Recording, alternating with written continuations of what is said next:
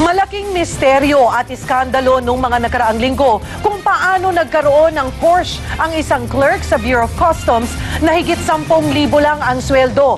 Nakipagkarera at namaril pa umano siya. Lumantad na sa hepe ng Customs ang nagbenta ng auto. Narito ang ating eksklusibong report.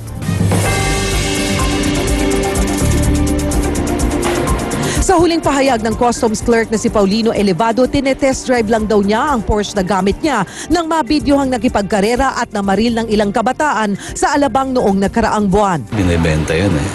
Nag-ahente lang po ako doon para konting sideline po, para kumita naman konti. Ang car dealer na itinuturo ni Elevado, si Reynovich Reyes. Tumangging humarap sa kamera si Reyes. Pero nang pumunta siya sa opisina ni Customs Chief Rufy Biazon, ikinuwento ni Reyes kung sino ang bumili ng Porsche. Inamin naman niya nakarehistro sa pangalan niya. At ang paliwanag niya, ito ay ibinebenta niya sa pamamagitan ng isang agent niya na ang pangalan ay Mr. Ablaza. Ang buyer ni Mr. Ablaza ay yung a certain JJ. JJ ang nickname ni Mr. Elevado.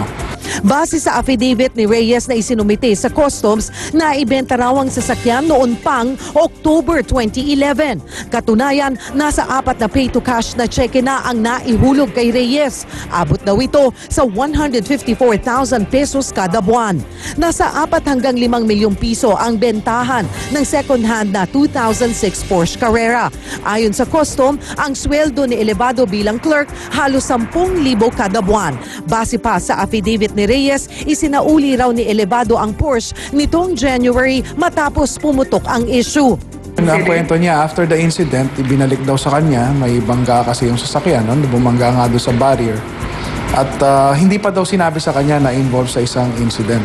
Sinubukan ng News 5 na kunin ang panig ni Elevado na inilipat sa HR Department ng Customs. Pero absent raw siya ngayong araw.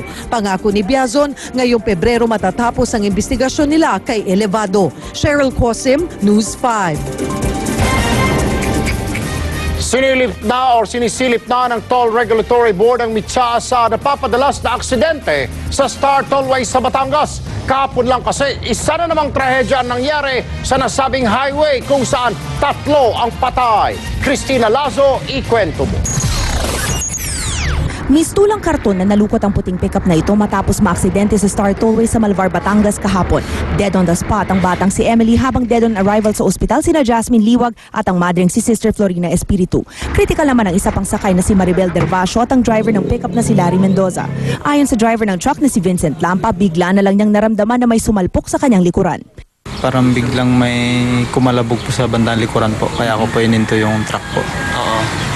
Pinatignan ko po sa kasama kong painante po, yun po, may bumangga daw pong sasakyan. Teorya ng mga pulis, kung hindi sinubukang nag-overtake, posibleng nakatulog ang driver kaya natumbok ang truck.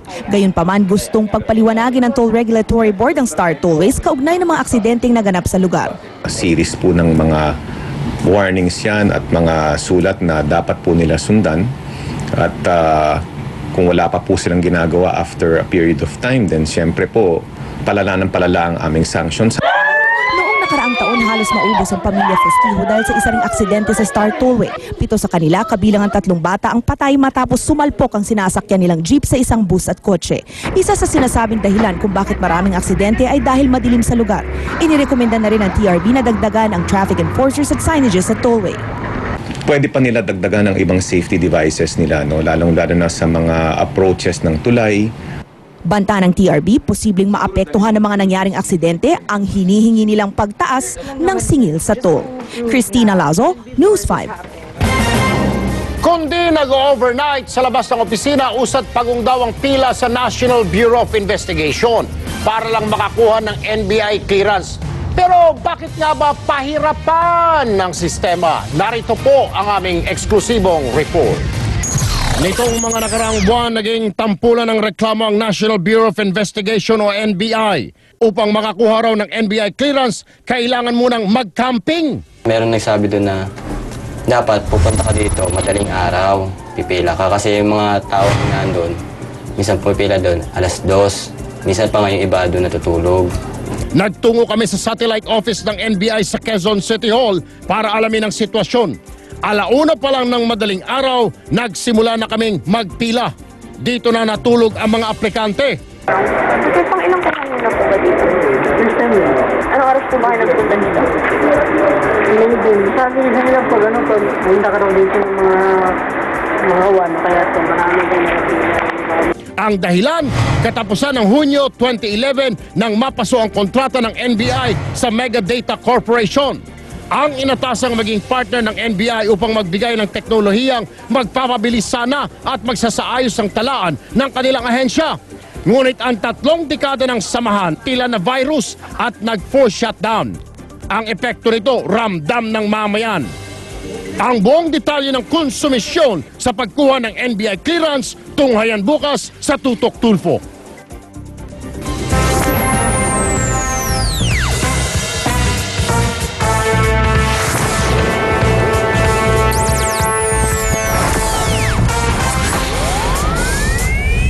Mga kapatid, biyernes sa biyernes pero nandito pa rin sa loob ng Philippine Area of Responsibility ang sama ng panahon.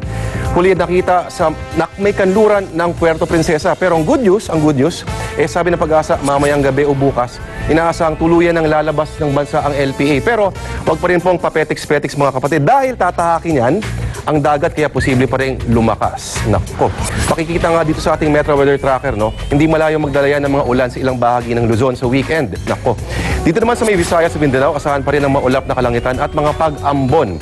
Ang isa pang bad news, umakyat na rin sa 7 ang patay sa bansa dahil sa LPA na yan. Samantala, sa Negros Oriental, ipinatigil ang retrieval operation sa mga sinalanta ng landslide. Nasa 51 na ang namatay sa probinsya dahil sa mga pagguho ng lupa. Pero maiba tayo. Linsanity, isa lang yan sa mga laro ng salita ng media na binase sa apelido ng pinakasikat na atleta sa mundo ngayon.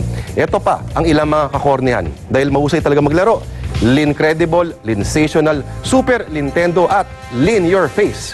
At dahil matindi ang tinahak na daan tungo sa tagumpay, Linderella Story. At dahil sikat, nadami kanyang endorsements, Lindorsements. At dahil raw gusto niya magpastor, Linister. Dito naman sa Pinas, tatawagin siyang Lintik kung maglaro. Pero kung sa kaso naman ng ilang mga congressmen prosecutors, meron po kasing mga slots yung gate ko po. Meron po dong naka-fold po siya na papel po. My story, I stand by it. It was a small lady who gave it to me. Ang tawag po dyan, Lin lang. At yan, ang ulat pa noon sa ngayon, ako po si Lord De Vera, nagbaba-lin-ta. Ang corny.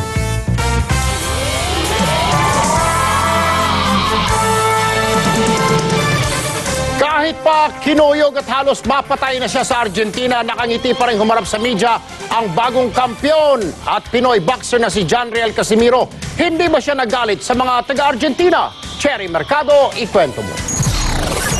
Sa sobrang mahiyain, hindi mo aakalaing matindi ang kamao ng bagong IBF Light Flyweight Champion na si John Riel Casimiro. Bukod sa titulo, sumikat si Casimiro matapos kuyugin ng mga Argentinians pagkapanalo.